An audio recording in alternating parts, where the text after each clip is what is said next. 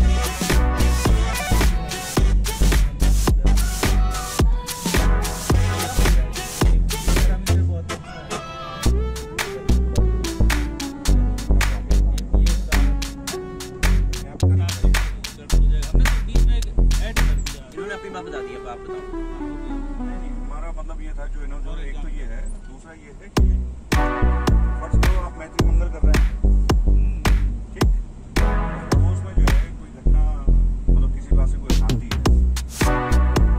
परेशान रहते हैं, अब लड़ाई झगड़ा हो सकता है, पहले ज़्यादा होता हो, प्रयास करना है, तो आप देखिए लड़ाई झगड़ा कम हो गया, ठीक है, तो इससे भी आपका एक अंदर कोई शांति रहती है।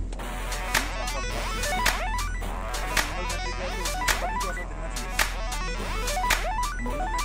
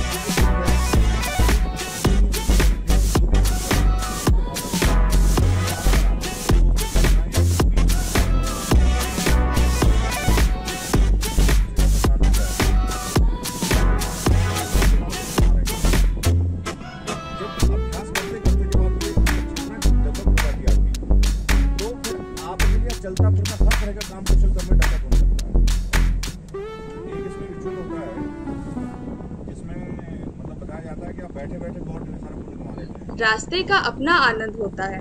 पहाड़ी, पेड़ पौधों, ऊंचाइयों के तमाम झरनों, खेतों का व्यू। टेढ़े मेढ़े पहाड़ी रास्ते अपने आप में पर्यटन और पराभौतिक सुख का एहसास कराते हैं। समझ में आया आपको कि अगर आप नगरकोट की यात्रा का मन बना रहे हैं तो काठमांडू से सुबह सवेरे निकल जाएं।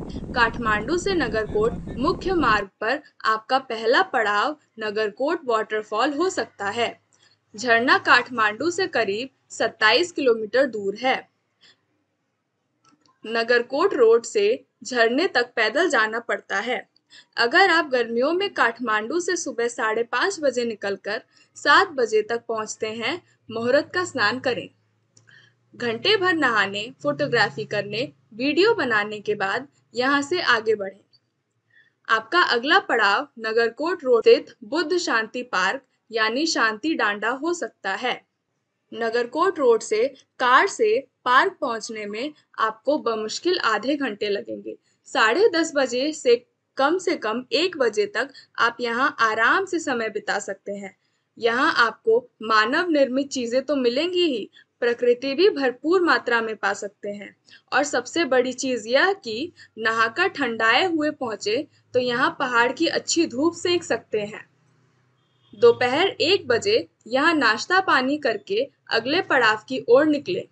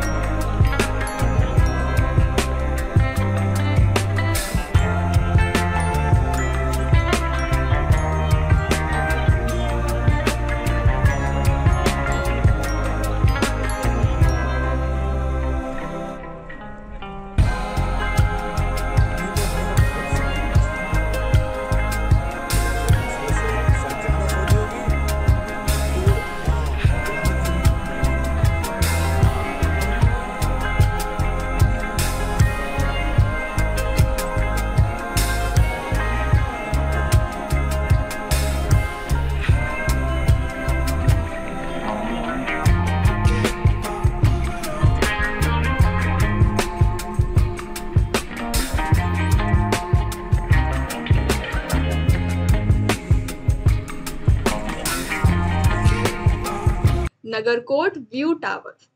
बुद्ध शांति पार्क से यहाँ कार से पहुंचने में आधे घंटे बहुत हैं, यानी 2 बजे आप इस स्थल पर होंगे। यह सबसे ऊंची जगह है जहां से व्यू टावर के लिए सीढ़ियां चढ़ती हैं। वहीं पर कार पार्किंग है। तमाम रिव्यू में स्टीप चढ़ाई आदि आदि कहकर डराए जा सकते हैं, ऐसा कुछ नहीं है। जहां पर कार पार्किंग करेंगे वहां आपको 3-4 दुकानें मिलेंगी। सभी दुकानें महिलाएं और लड़कियां चलाती हैं। वहां पर आपको स्नैक्स, कोल्ड ड्रिंक, चना घुरघुरी, चावल से बने रिंग के साथ भैंसे का मांस, मछली वगैरह मिल जाएगा। इन गुमटियों पर आपको तरह तरह की शराब, बियर वगैरह भी मिल जाएगी। अगर आप शराब पीना चाहते हैं तो ले सकते हैं, लेकिन अगर शराब पीकर खुद ड्राइव किया तो सीधे थाने और जेल में पहुंचेंगे। यहाँ इंडिया से इतर मामला है। लड़कियों को शराब की दुकानें चलाते देखकर विचलित ना हो। यहाँ लड़कियों और महिलाओं को का ही दबदबा है। कामकाज में यह पुरुषों की तुलना में ज्यादा तेज, व्यवहार कुशल नजर आती है और दुकान पर काम करने वाले पुरुष नौकर चाकर दिखते हैं। ज्यादा संभावना है कि वह घर के ही पुरुष रहते हों। अश्लील मजाक करने की कोशिश ना करें, उस दशा में भी आपकी यात्रा थाने से लेकर जेल तक तय की जाएगी। खैर, यहाँ से आप सीढ़ियों पर टहलते हुए व्यू पॉइंट पहुंचेंगे। ग्रह का मतलब है, ग्रह का मतलब ग्रह नहीं। हाँ, वो नहीं समझ रहा। ग्रहण, ग्रह योग नहीं करना चाहिए। ग्रह पकड़ना नहीं है। अरे उनको क्यों पकड़े हुए हैं आप? किसी चीज का मतलब इसको ऐसे ग्रहण नहीं करना है, इसको ग्रहण नहीं करना है। आगे आगे आना, जाओ आगे। तो थोड़ी रह गई, आ जाओ थोड़ा रह गया। एक दूसरे को पकड़ लो समझ के लिए। डर गए। आ जाओ, आ जाओ। जंगली भालू आ गया था। खुशबू आई है, जड़ी बूटी में ऐसी है यार। यहीं कहीं यार अपना को भवन बना देते हैं। भैया तुम लोग जाओ, चलो। अब तुम भी थक गए नहीं?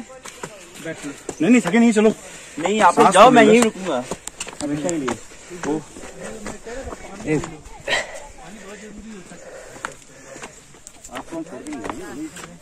पब्लिक आगे चली है तो अब पब्लिक हो गया हम। अरे हमें पब्लिक बना दिया। अरे आप अपने आप को पता नहीं क्या क्या बदल रहे हैं कितनी देर से। गरी मिल गई है यहाँ पर, लेकिन ये कच्ची है, मीठी नहीं है। आज यही तो खाई जाती है।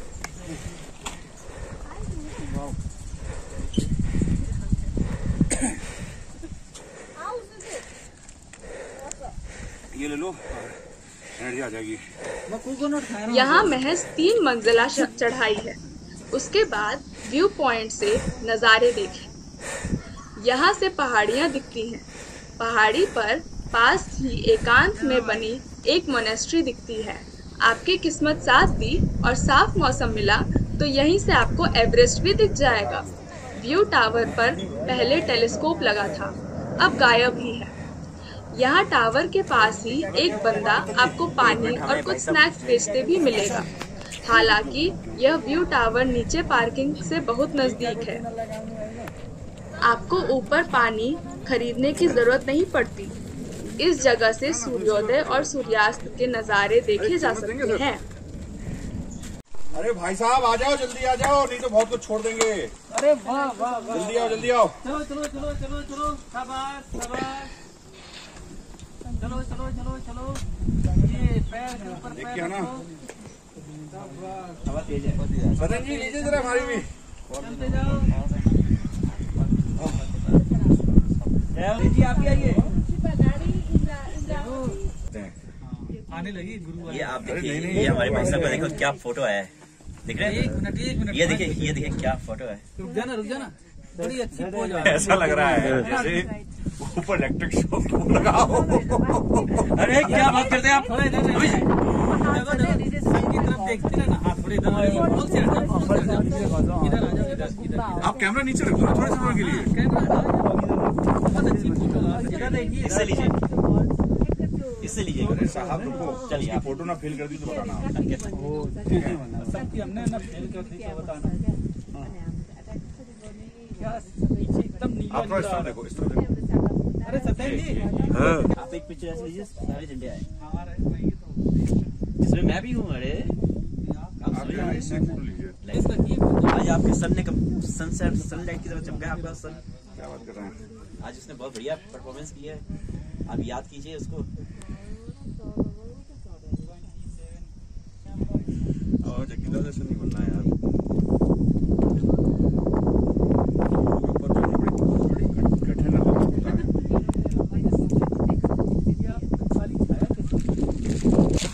आदमी है। जय गुरुदेव। हाँ, आप इतना चिंता क्यों कर रहे हैं? आप देखिए आपके हर तरह की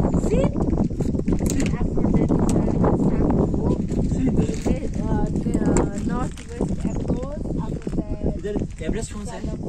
एवरेस्ट कौन सा है? मुझे यहाँ का सूर्यास्त कुछ खास आकर्षक नहीं लगा। पल पल में मौसम बदलता है। अगर बादल छा गए तो सूर्यास्त गायब ही हो जाएगा। साथ ही टावर के आसपास के पेड़ इतने बढ़ गए हैं कि आपको वह व्यू कतई नहीं मिलने वाला है जो अल्मोड़ा के कौसानी या बिनसर के गेस्ट हाउस या टावर से मिलता है। अगर आप इस जगह पर शाम बिताना चाहते हैं तो अच्छी बात है। सूर्यास्त करके काठमांडू के लिए निकल लें। वैसे मेरे ख्याल से दोपहर में यहाँ 1 घंटे रुककर एवरेस्ट देखें, उतना बहुत है। काठमांडू से नगरकोट व्यू पॉइंट 1.5 से 2 घंटे का रास्ता है, लेकिन आपको मैंने यहाँ पर करीब 7 घंटे में पहुँचाया। अगर आपको नगरकोट बहुत मस्त लगता है तो यहीं किसी जगह पर होटल लेकर रात को भी रुक सकते हैं। उसके बाद अपनी सुविधा मुताबिक सनसेट सनराइज देखें और भरपूर मजे लें। लेकिन अगर आप काठमांडू से टैक्सी लेते हैं यानी छोटी वाली कार, तो 1 दिन का इतना घूमने का किराया करीब 5,000 रुपए लगते हैं इंडियन रुपए। उसके दूसरे दिन का खर्च और जोड़ना पड़ेगा। ऐसे में एक ही दिन में सारा आनंद लेना हो तो इस नगरकोट व्यू पॉइंट से काठमांडू की वापसी बागेश्वरी नगरकोट मार्ग से करें। अगर आप दोपहर 3 बजे यहाँ से निकल लेते हैं तो बोजिनी डैम और पिकनिक स्थल पर 4 बजे के बाद का वक्त बिता सकते हैं। यह जगहें इतनी खूबसूरत हैं कि आप पूरे एक दिन इन जगहों पर बिता सकते हैं। खासकर बोजिनी डैम इतनी खूबसूरत जगह है कि यहाँ से भागने का मन ही नहीं करेगा। इसके बावजूद अगर आप यहाँ से निकलना चाहते हैं तो 5 बजे निकल जाइए और सुडाल गुम्बा के साथ गुफा टाकुरा व्यू पॉइंट के आनंद लीजिए और यहाँ से काठमांडू के लिए वापसी करिए। यकीन मानिए यह अद्भुत आनंददायक यात्रा है। हाँ, यह ध्यान रहे कि साथ में घुमक्कड़ हो। अगर फैमिली को घुमक्कड़ बना चुके हैं तो सबसे आनंददायक यात्रा होगी। दूसरी आनंददायक यात्रा प्रेमी प्रेमिका के रूप में हो सकती है। तीसरी आनंददायक यात्रा समान विचार के मित्रों के साथ।